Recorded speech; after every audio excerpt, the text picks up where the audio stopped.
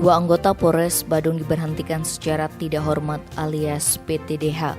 Senin 17 Januari, Kapolres Badung AKBP Leo Dedi De Vretes saat apel jam pimpinan mengungkapkan kedua polisi yang terkena PDDH adalah Aibtu Igusti Ngurah Menare selaku BASPKT Polsek Mengui dan Bribtu Gede Made Ardana selaku Bane 13 Unit Dalma 1 Samapta Polres Badung. Dua anggota ini paparnya tidak mampu melaksanakan tugas dengan baik, bahkan mencederai institusi Polri dengan kasus narkotika.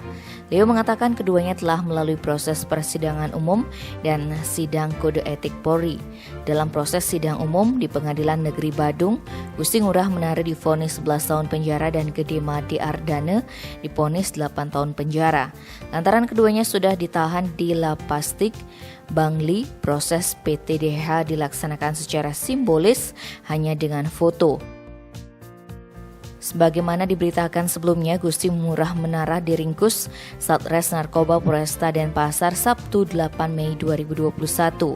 Setelah seminggu jadi target operasi, penangkapan terjadi ketika pria ini hendak mengedarkan narkotika jenis sabu-sabu di dekat Masjid Jalan Gatot Subroto Denpasar.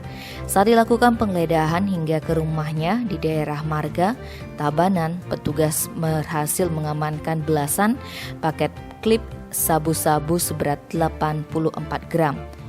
Sementara Made Ardana juga diamankan Satres Narkoba Polresta Denpasar atas kasus yang sama dengan barang bukti sabu-sabu.